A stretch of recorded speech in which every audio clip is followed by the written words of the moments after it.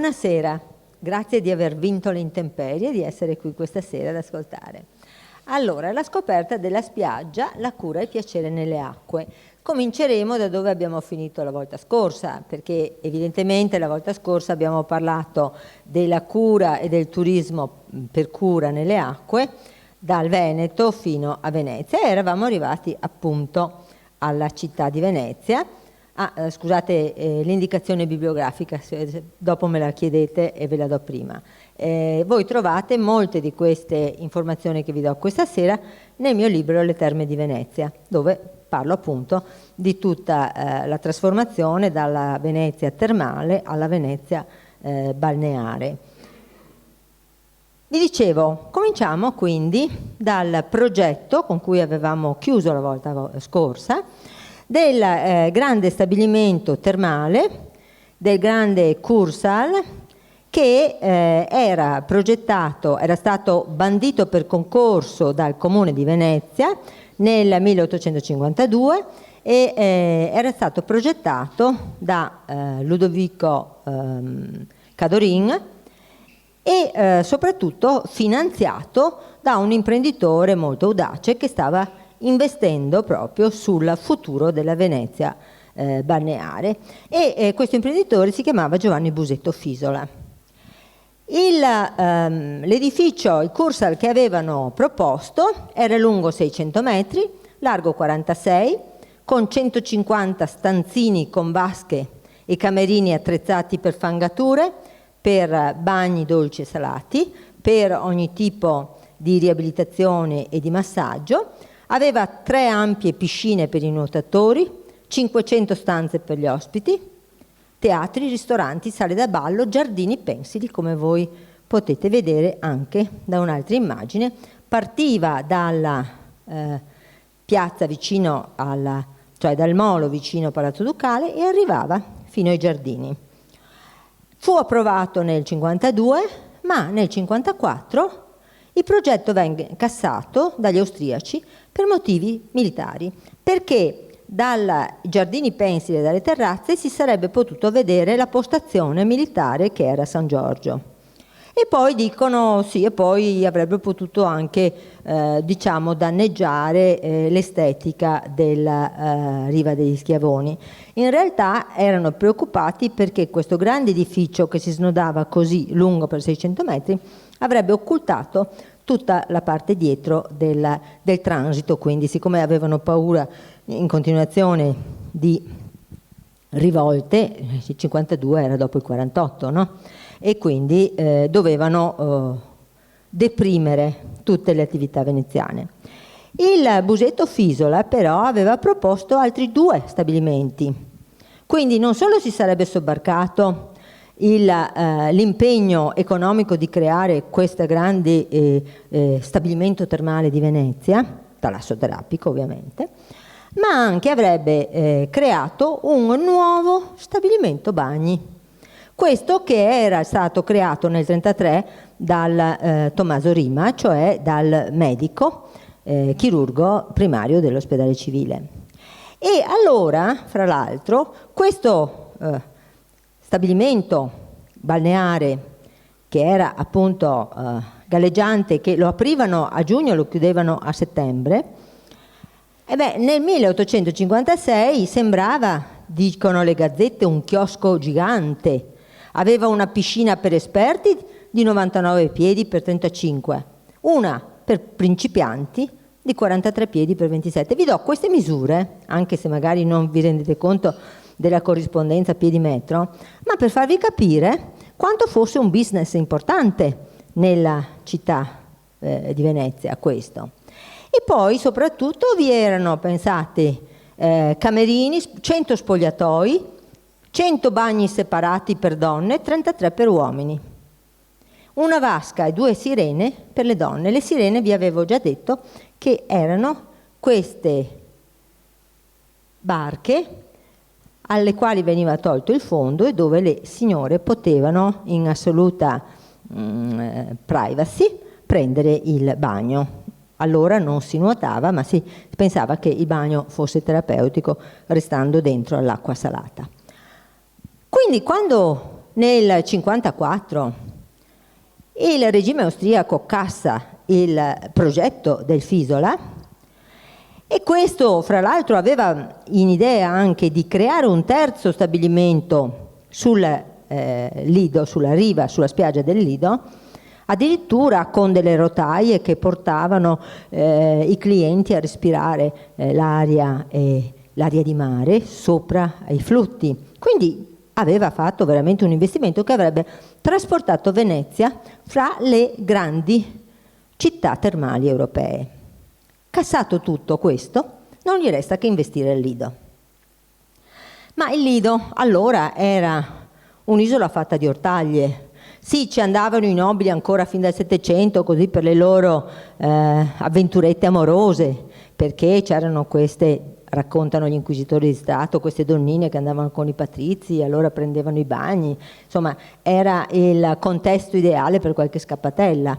Ma il Lido soprattutto era famoso per i luni d'Alio, i lunedì che nel mese di settembre tutta la popolazione festeggiava assieme ai lidensi, assieme agli ortolani, e faceva queste feste che si chiamavano appunto i lunedì del Lido. Ma nel corso dell'Ottocento, con la grande fortuna dei bagni, ecco che si comincia anche ad utilizzare la spiaggia, ma diciamo con strutture molto precarie, con questi carri da bagno che servivano da camerini. E poi teniamo presente che appunto i bagni si facevano per immersione, si stava lì un po' per avere il benefico effetto dell'aria e dell'acqua marina. E gli abbigliamenti delle signore erano abbigliamenti non certo sportivi diciamo adeguati a scoprire il corpo, ma anzi a coprirlo.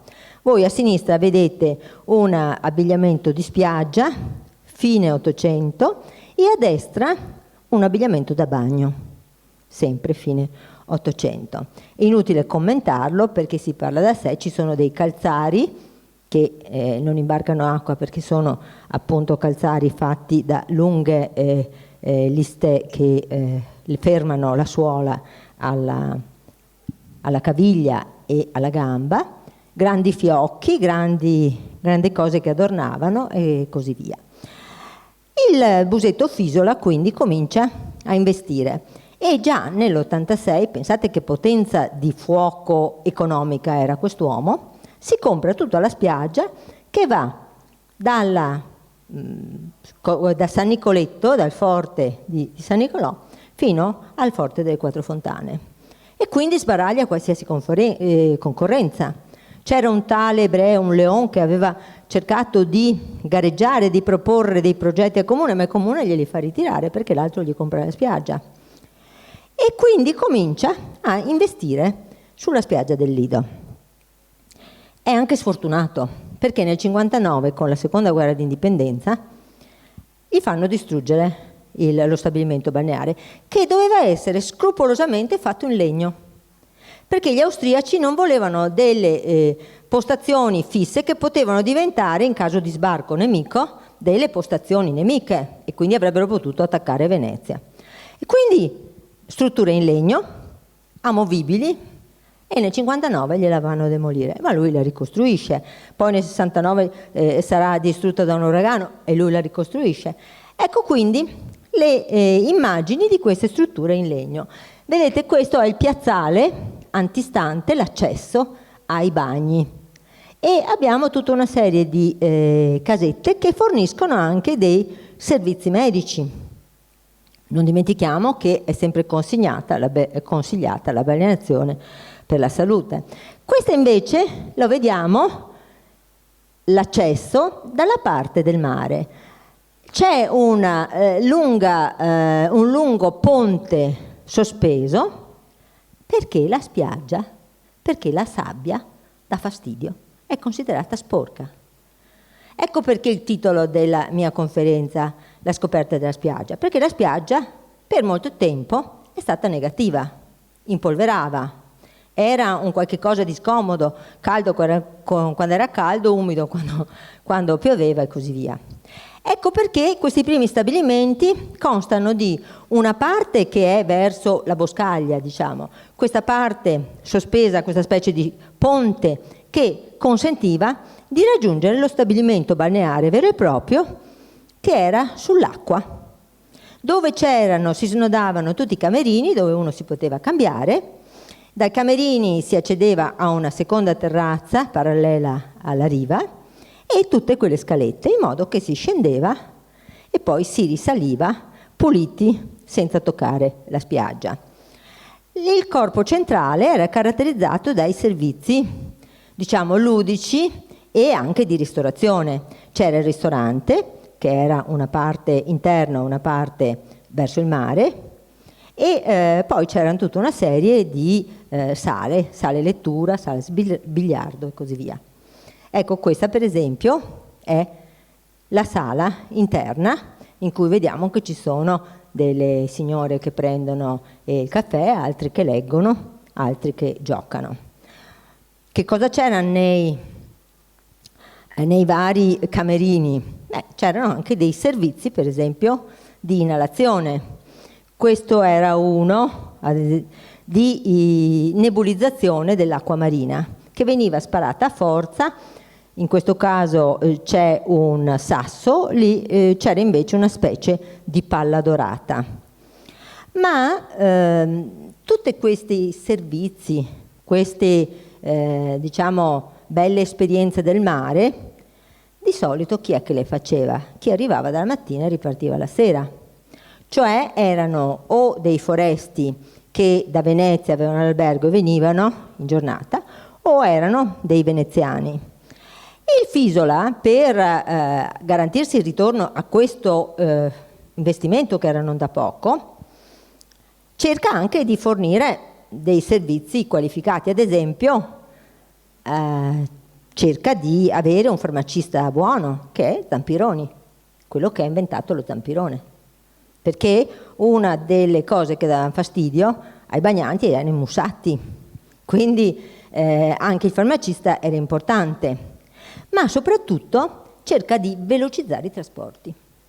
Ha dei turisti o comunque dei curanti che sono pendolari, quindi garantisce un battello che ogni mezz'ora parta da San Marco, da San Zaccaria, e che ogni mezz'ora ritorni dal Lido a San Zaccaria. Non solo, ma poi fa un accordo con un imprenditore che gli faccia i tram. Questo poi dopo vede che non gli conviene perché voleva anche fare una birreria e invece l'accordo vanifica e il Fisola farà anche il tram. Il tram quindi garantirà un tipo di trasporto più veloce fra l'arrivo del piroscafo fino a Santa Maria Elisabetta. Questo comporta un avvicinamento della spiaggia di fatto alla Venezia e soprattutto un utilizzo della spiaggia assai e una confidenza maggiore, diciamo, con la spiaggia del Lido. Queste sono delle immagini che vorrei commentare con voi perché ci fanno capire, dunque questo è un turista evidentemente, che ci mostra tutte le fasi della fruizione del bagno al Lido. Si arriva da Venezia, si scende dal piroscafo e si trova, come vi dicevo, il tram. Sullo sfondo del tram noi vediamo anche la grande mole dell'Hotel del Lido, che è stato demolito poco tempo fa, e che ci aiuta a datare questo filmato. L'Hotel del Lido è costruito nel 1900 e quindi questo filmato è 1900-1901, qualche anno dopo. Dovete considerare che quegli abiti molto lunghi e quei grandi cappelloni furono usati fino alla Prima Guerra Mondiale, perché durante la Prima Guerra Mondiale le donne presero il posto degli uomini nei vari lavori e quindi accorciarono gli abiti che diventarono molto più corti, più snelli, più portabili, no? Ecco. E qui invece abbiamo la vita sulla spiaggia. Sempre il nostro cronista, vedete che filma dei ragazzini che ormai hanno confidenza con la sabbia, quella sabbia che tanto si evitava. Questa bambina addirittura gioca con Rastrellino, e vediamo questi costumi da bagno che più che scoprire coprono, grandi cuffiette. Anche il sole è molto temuto, perché ancora la bellezza è vincolata al biancore, al pallore dell'incarnato. Quindi le donne si proteggono e così pure gli uomini, ma sono quelli che si scoprono di più, panzoni e anche le gambe, come quel signore a sinistra. Questo invece si copre accuratamente tutto il corpo. Questo è anche un bello spaccato della moda del tempo. Altro particolare che vi faccio osservare, il grande uso di salvagenti, proprio perché pochi sapevano nuotare. Uso di salvagenti e anche nell'acqua molte corde conficcate a dei pali, che io ricordo c'erano anche quando ero piccola, adesso non so se ci siano ancora. Queste sono le capanne che si snodavano ai lati del grande stabilimento bagni, che poi prima è Fisola e poi viene venduto e diventerà appunto di proprietà di genovesi, e poi alla fine passerà, ma molto più tardi, alla Ciga. Voi vedete quindi anche la confidenza con l'acqua sul bagnasciuga.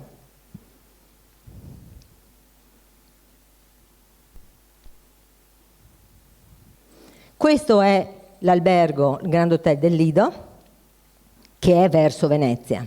È interessante perché nel 1900, in punto, diciamo, ci si preoccupa di creare ai due poli diversi del Gran Viale, quindi della asse che garantisce il collegamento fra la Venezia centro e la spiaggia, questo grande hotel del Lido e l'altro grande hotel, sempre del 1900, inizio 900, che è il Deben.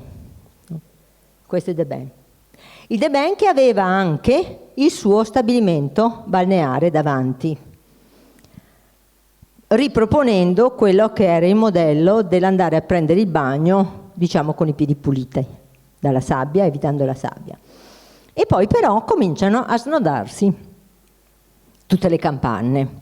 Le capanne che inizialmente davanti, di fianco agli stabilimenti, sono abbastanza ordinate, ma poi si moltiplicheranno in maniera molto disordinata, con colori, fogge di varie e diverse, tant'è che poi il Comune interverrà per creare un regolamento dei capannisti, perché questi signori affittavano dei vari pezzi di lido, di spiaggia, e creavano capanne diverse. Invece poi intervengono, ma qui siamo ancora in un periodo seguente, e quindi si obbligheranno a avere una omogeneità anche nelle capanne. Questo potenziamento del bagno di mare avviene scientemente da parte della Fisola, perché utilizza vari medici e vari consigli medici, i quali teorizzano il benefico effetto dell'onda viva del mare. Allora diffonde a Venezia molti volantini dicendo che l'acqua di laguna sì, si sosteneva che facesse bene, però l'onda viva del mare ha un effetto tonificante sia per la circolazione che per i nervi, per le persone nervose. Quindi con questa pubblicità martellante riesce a fare in modo che siano talmente competitivi i bagni del Lido che guardate come si riduce il nostro stabilimento galleggiante. Praticamente si riduce ai minimi termini per poi sparire. In realtà, quando sparirà, dopo comparirà la piscina a Passoni sulle zattere, però sarà altra cosa, sarà una cosa fissa. Intanto, agli inizi del Novecento, comincia a diffondersi anche la pratica del nuoto. Una pratica del nuoto come pratica sportiva. E qui il nostro Lord Byron ha avuto un influsso alla grande. Lui, quando veniva a Venezia, appunto promuoveva delle competizioni con i veneziani, addirittura faceva delle gare partendo dal Lido, arrivando fino alla stazione, spesso le vinceva perché era molto bravo. Ma qui dobbiamo soffermarci un attimo. Perché tutta questa passione per i bagni, per il mare, questa passione per questo tipo di pratiche? Ma nell'Ottocento si era affermato l'igienismo. Chi era Igea?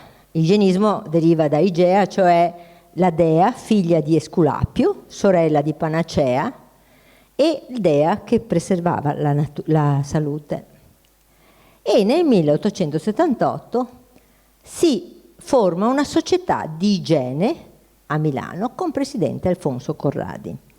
Queste notizie sono importanti perché questa società non nasce dal nulla, ma nasce da quella che è la comune esigenza di avere delle nuove regole di comportamento, dei nuovi paradigmi, anche etici se vogliamo, che dettino la sana vita degli uomini, ma anche di tutte le età della vita. E appunto in questo tipo di argomento, su questo tipo di argomento, noi avremo il gran vate della igiene italiana, che si chiama Paolo Mantegazza, il quale pubblica una miriade di libri e di almanacchi igienico-popolari.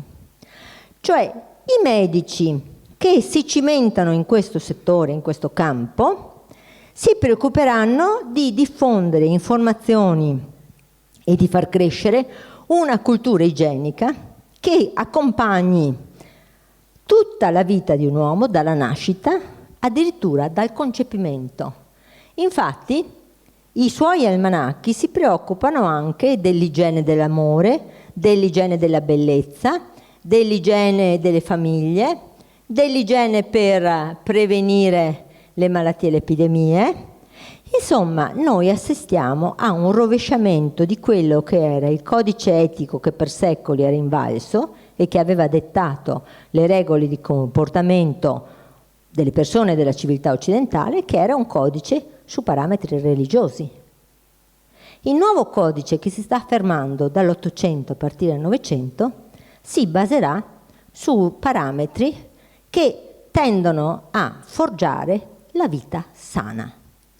E attenzione, perché alle radici di questa volontà di creare l'uomo sano, la civiltà per eccellenza forte, ci saranno anche quelli che si svilupperanno come tendenze al razzismo, all'affermazione della razza, all'affermazione, al desiderio di forgiare delle razze che siano razze dominanti.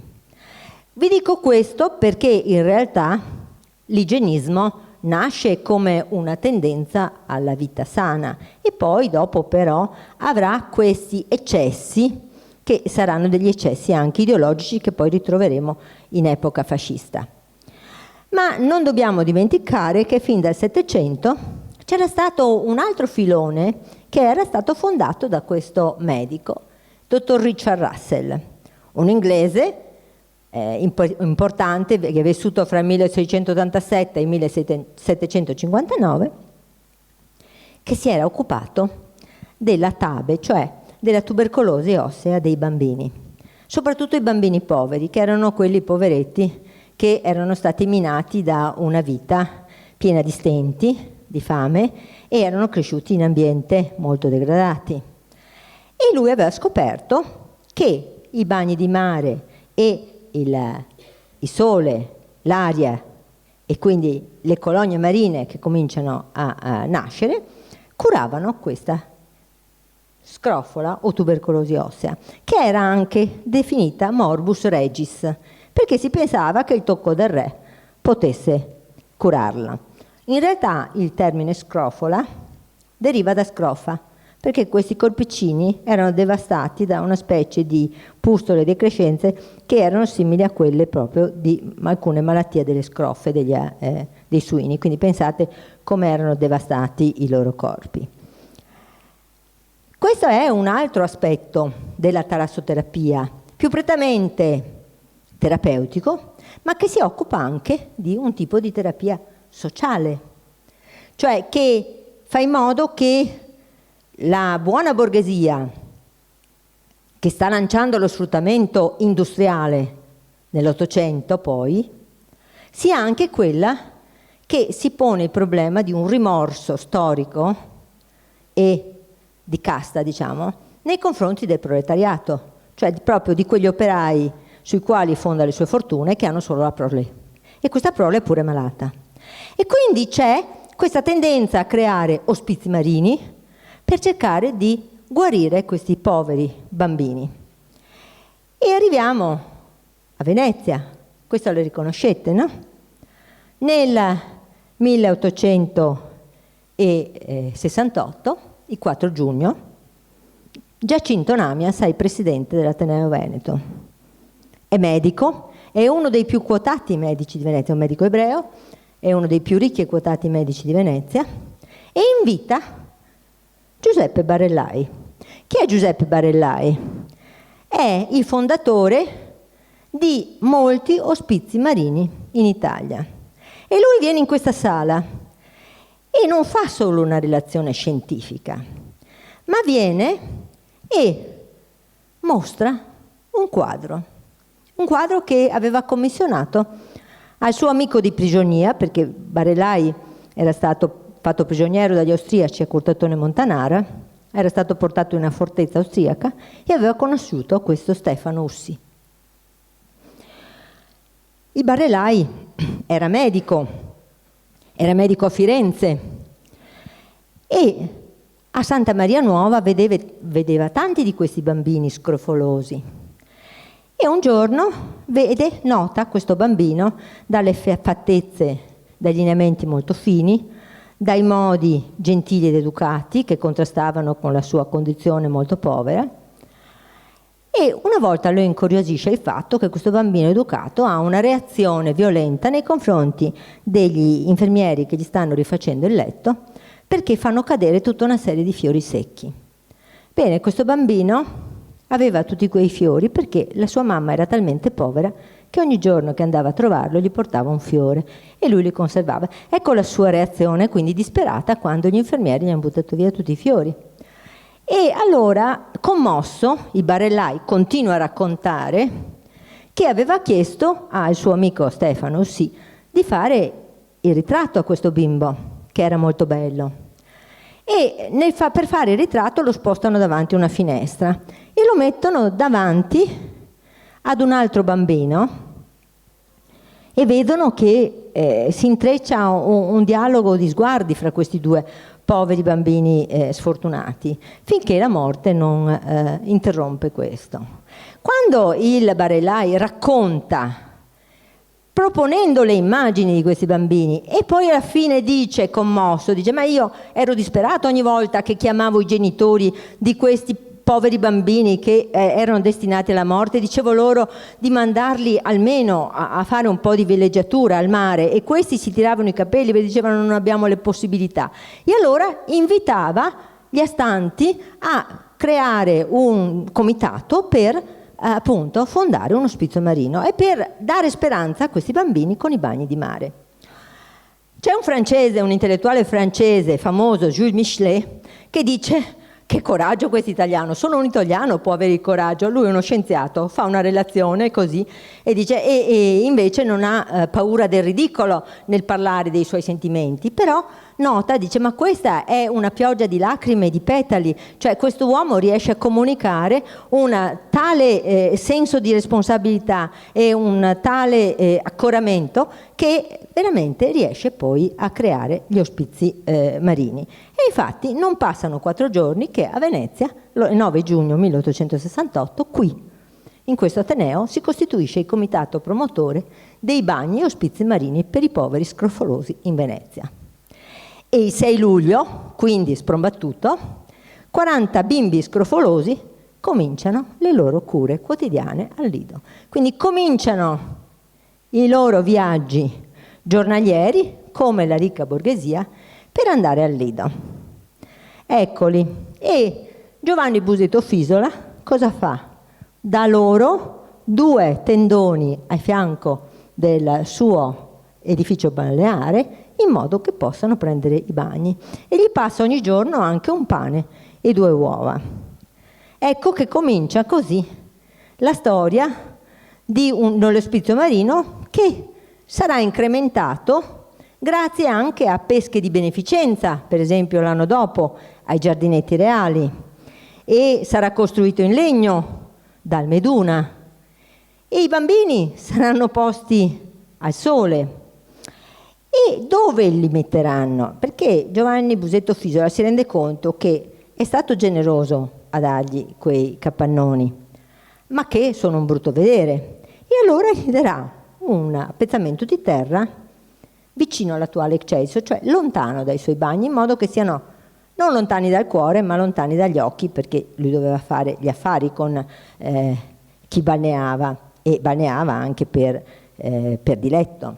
E quindi ecco che questo edificio viene costruito nell'attuale via dell'Ospizio Marino, vicino al Casinò, quindi lontano dal suo stabilimento. E noi abbiamo, ecco, l'edificio che poi diventa nel 73 in pietra, e c'è ancora lo stabilimento in pietra, adesso sono appartamenti, e davanti, voi vedete, ci sono tutti i capannini sulla spiaggia, al di là della via, al di là della via Guglielmo Marconi, no? Mi pare che sia. Ecco quindi l'edificio che diventa in pietra, i mattoni, e poi c'è una promozione. Non dimentichiamo che noi non siamo gli inventori della pubblicità, dei manifesti, della promozione. In fundraising erano bravissimi, perché la filantropia otto-novecentesca ha fatto miracoli. Ecco quindi cartoline che si diffondevano per promuovere, per incrementare donazioni, ecco addirittura feste di beneficenza sulla spiaggia, ma questa, diciamo, questa fortuna dell'Ospizio Marino un po' viene bloccata da che cosa? C'è un imprenditore, si chiama Nicolò Spada, che nel 1905 sbarca al Lido, scopre l'area vicino all'Ospizio Marino e fa sorgere l'Hotel Excelsior.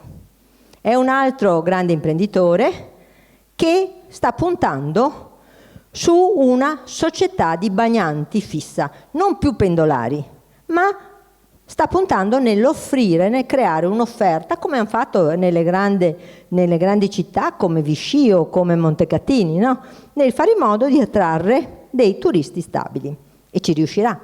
Non dimentichiamo che Morte a Venezia noi ce l'abbiamo, perché appunto Thomas Mann è venuto a fare il turista stabile a Venezia, a Lido, scusate. E l'Hotel Excelsior nasce come nasce in realtà il The Ben, che è il Grand Hotel dei Bagni si chiama infatti, no? E l'Hotel Excelsior nasce con delle prestazioni che sono da Cursal, cioè sono curative, e addirittura al piano terra ha tutta una serie di macchine svedesi e un reparto di fisiokinesiterapia che viene gestito da un medico, Giulio Ceresole, uno dei nostri medici dell'ospedale civile di Venezia.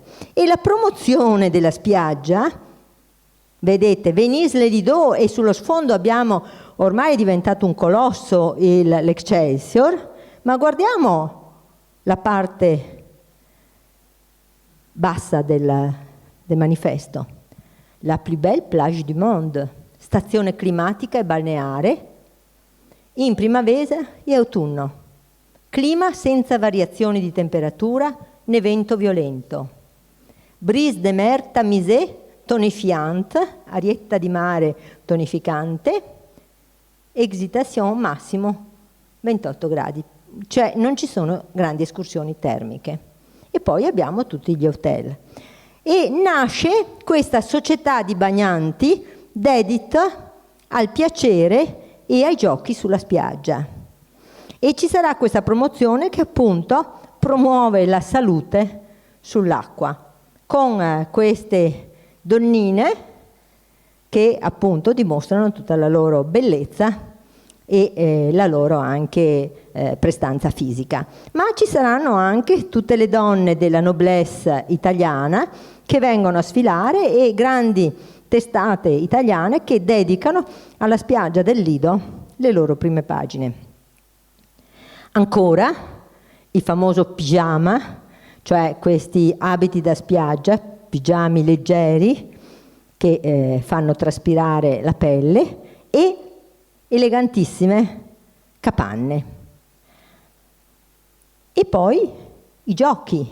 La spiaggia si attrezza per giochi e per sport, e così anche l'acqua si attrezza. Siamo sempre davanti all'Excelsior, come potete vedere.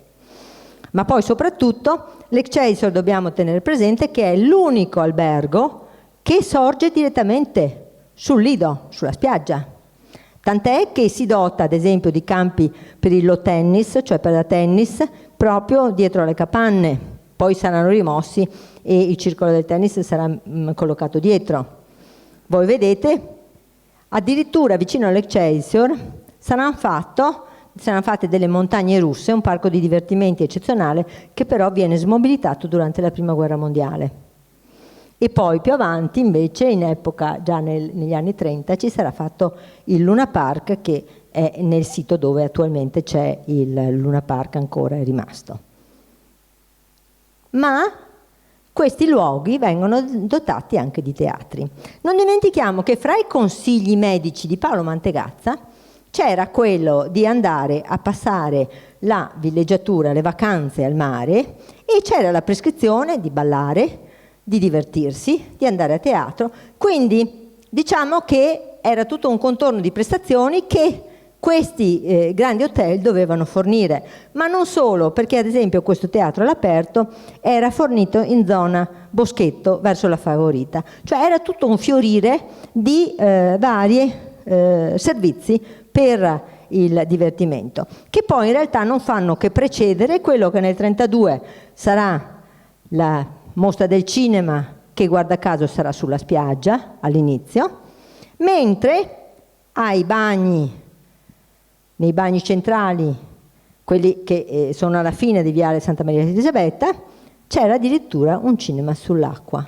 Qui siamo negli anni 50 e alla fine si arriverà poi al Casino, che viene concesso in epoca fascista, sarà uno dei 3 casinò italiani, che viene concesso a Venezia perché con gli introiti si faccia la prima legge speciale per Venezia, cioè si restauri la città.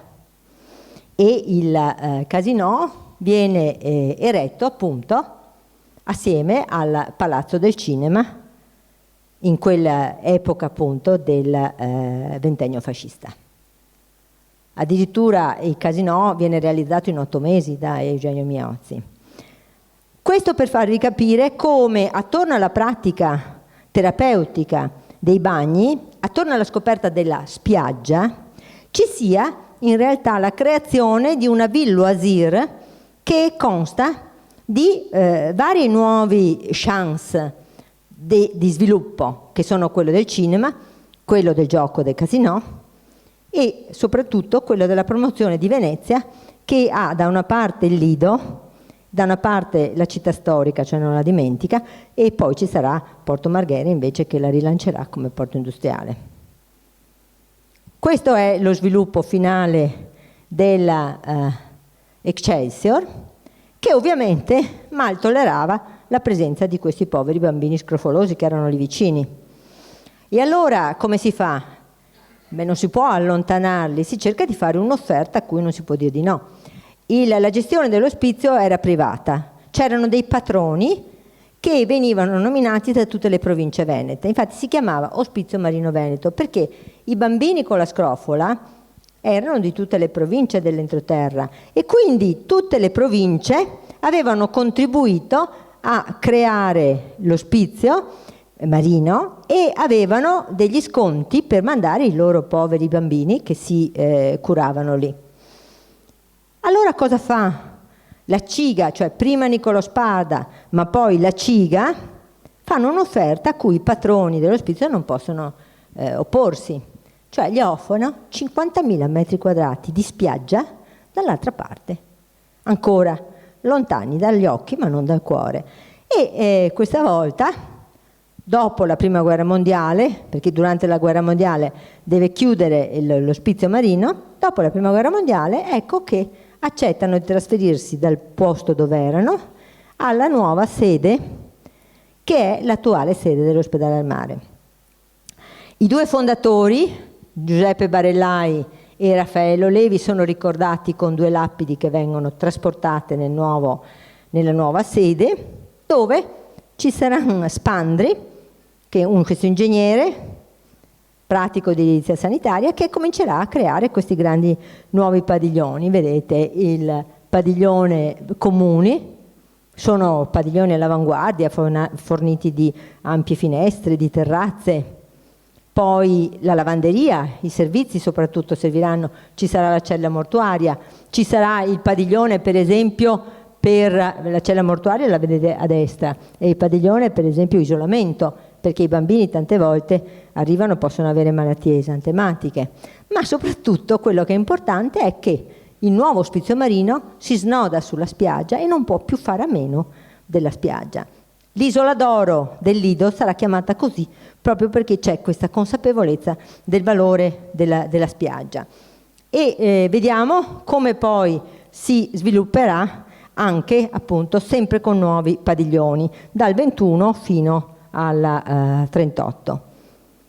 Che cosa si faceva? Si curavano con questi poveri bambini. Guardate, la scienza si sviluppa e grazie all'alimentazione buona, al sole e anche però ai gessi che li raddrizzano. Voi vedete, questi sono dei casi, a sinistra il bambino come viene, poi i gessi e il modo in cui viene trattato, e anzi a destra come arriva e a sinistra come si raddrizza.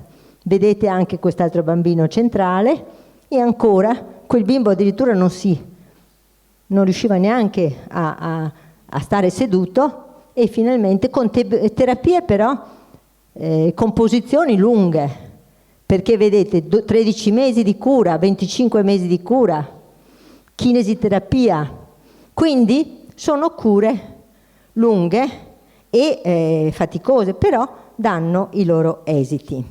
E i loro esiti noi li vediamo in questo piccolo filmato che viene commissionato proprio dall'Ospedale al Mare.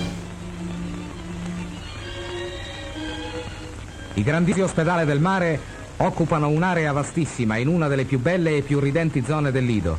I numerosi edifici, costruiti secondo i più recenti dettami della scienza, accolgono diverse categorie di malati che vi sono amorevolmente assistiti e meravigliosamente curati. In grandissimo conto è tenuta l'elioterapia ed appositi padiglioni con vaste verande ospitano coloro che ai benefici raggi del bel sole d'Italia possono ritemprare le forze o riacquistare la salute. Tutte le perfezioni, tutti i più moderni ritrovati della scienza medica e chirurgica sono stati introdotti in questo istituto che può a buon diritto tenere il vanto di un vero modello del genere. L'Ospedale del Mare al Lido di Venezia è senza dubbio una delle opere più belle e più grandi che il regime abbia compiuto nel campo dell'assistenza sociale.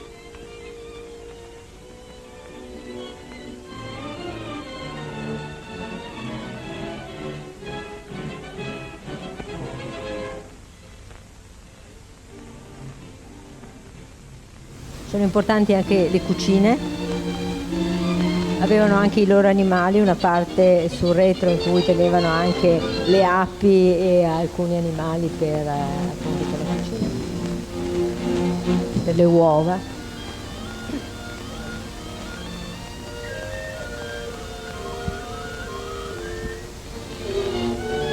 Venivano da tutta Italia e anche dalla Svizzera all'Ospedale al Mare.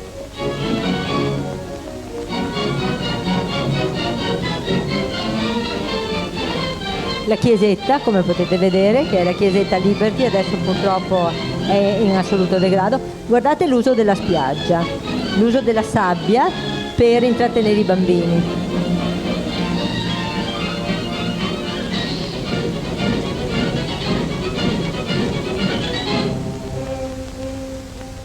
Quel piccolo che sventola la bandiera.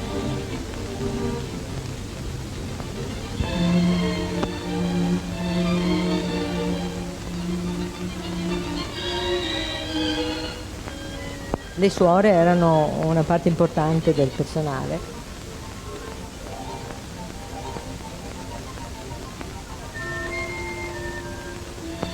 Questo è un filmato dell'Istituto Luce, ovviamente, lo vedete.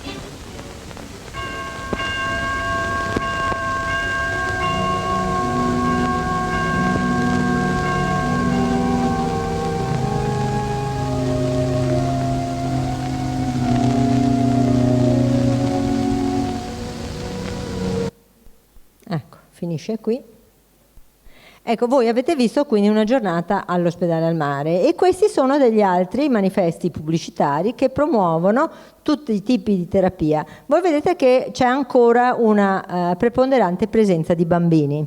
In realtà dopo la Prima Guerra Mondiale è vero che vengono, dopo il 21, quando si costruiscono i primi edifici, vengono accolti i bambini e vengono anche accolti quelli i rachitici, dell'osservatorio rachitici che era a Santa Margherita.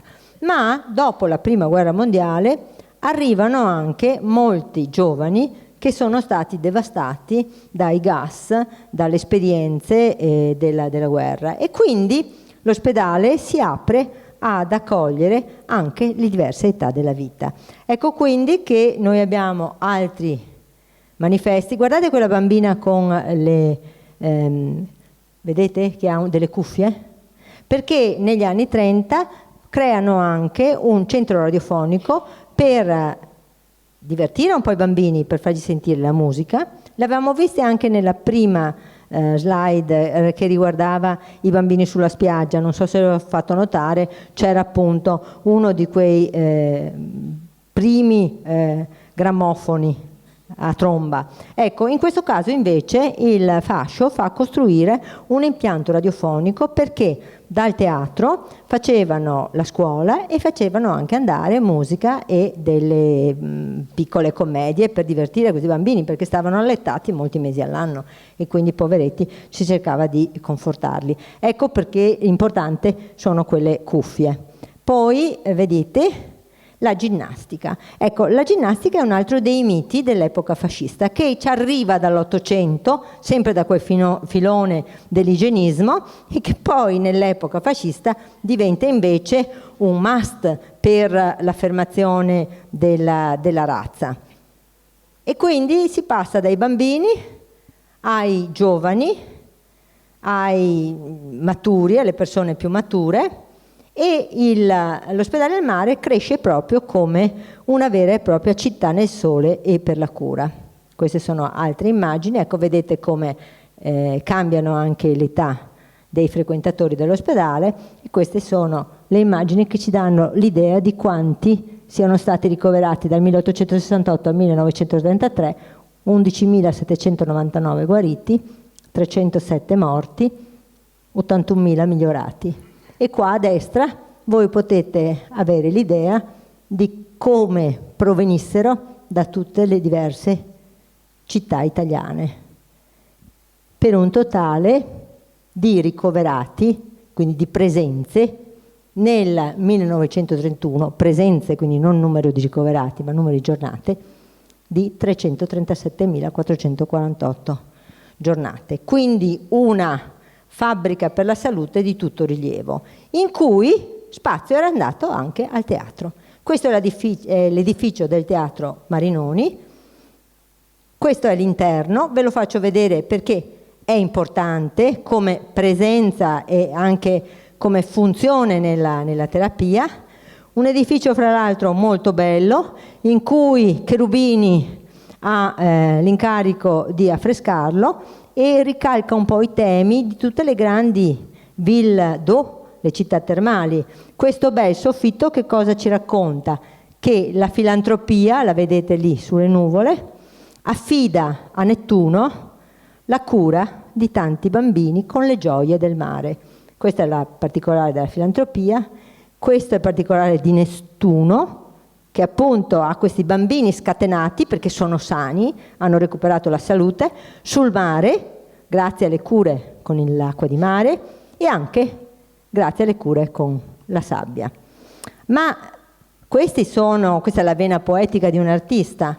No, nel frattempo c'è un grande scienziato, si chiama Giulio Ceresole, era quello che vi dicevo, dirigeva lo stabilimento fisio-kinesi-terapico al piano terra dell'Excelsior. Bene, lui è un primario del civile e creerà proprio all'ospedale al mare la prima scuola italiana di talassoterapia. Non solo, ma in questo libretto, La spiaggia del Lido, del 1928, racconta le peculiarità a laboratorio della spiaggia del Lido, che è unica.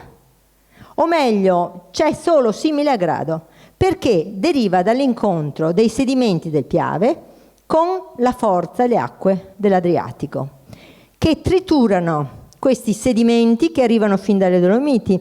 Hanno anche una piccola percentuale radioattiva, ma piccola, e non sono né granulose come le spiagge, le sabbie del nord Europa, né polverose come quelle da Rimini in giù, quindi mediterranee.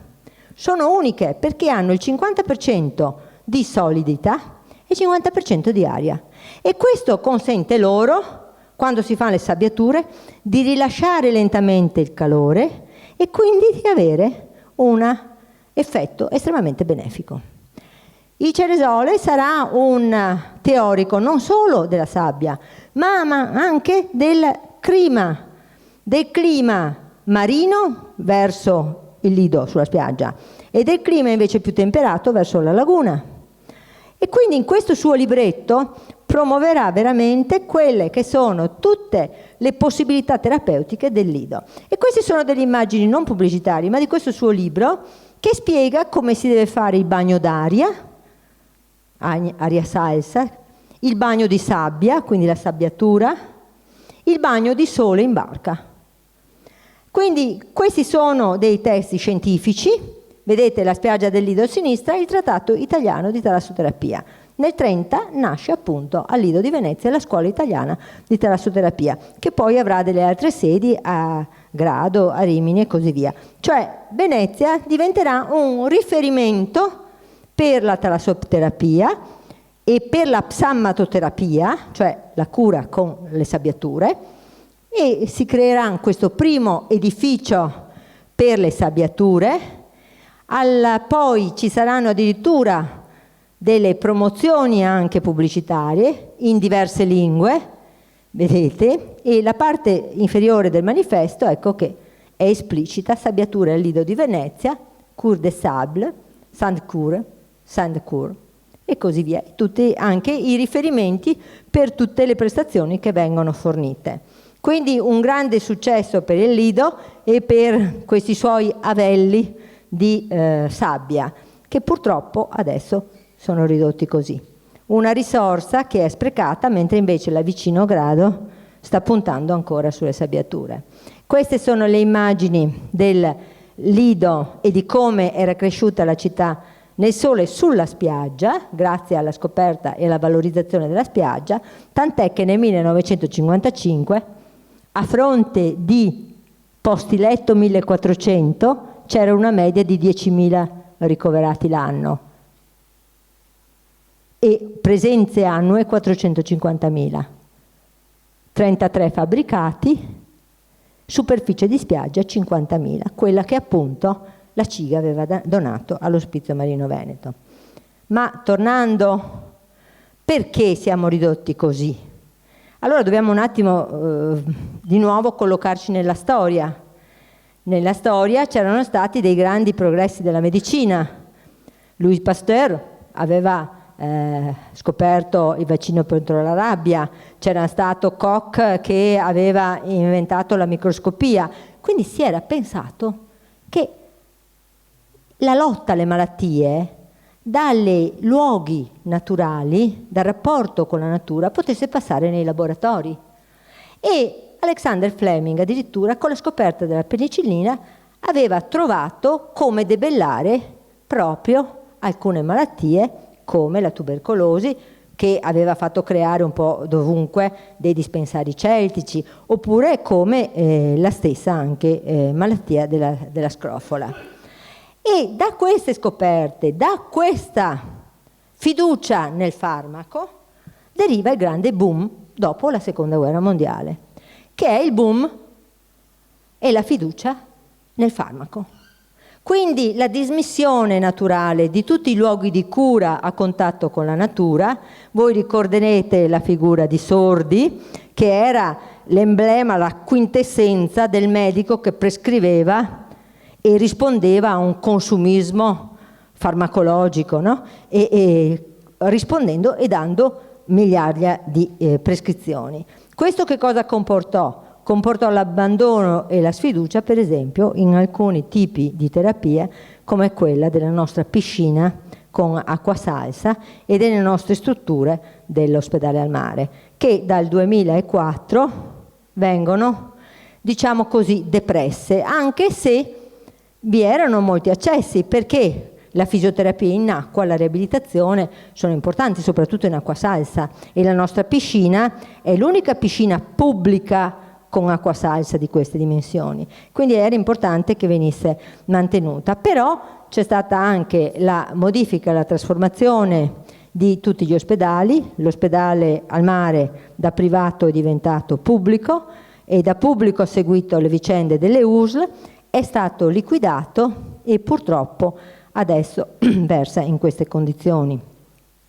Voi sapete che vi sono state molte polemiche, è stata profanata la chiesetta, sono stati violati tutti questi spazi, e ancora perché, tornando all'inizio che è anche la fine della nostra relazione, ha la grande sfortuna di avere un patrimonio ambientale meraviglioso, quella spiaggia dalla quale era nato. E quella spiaggia, proprio per l'abbandono di questi anni, che vedete è enorme, 50.000 metri quadrati, grazie all'abbandono si è ripopolata di una flora e di una fauna che erano originarie, il frattino per esempio, e quindi è diventata di nuovo, ha riproposto quell'immagine che era tanto cara a Lord Byron, che voleva essere sepolto sotto quelle dune, appunto con la scritta Byron implora pace.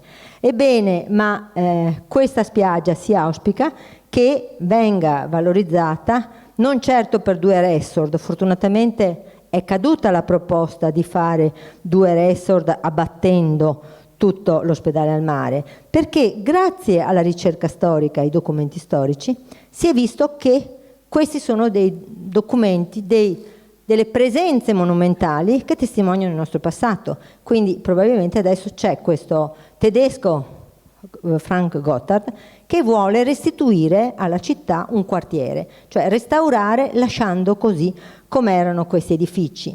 E soprattutto quello che si auspica, che sarebbe importante, è che non venissero toccate queste risorse ambientali, questa fauna meravigliosa e questa spiaggia che è di fatto un bene comune anche per i cuccioli d'uomo che sono abituati ormai a frequentarla. Grazie.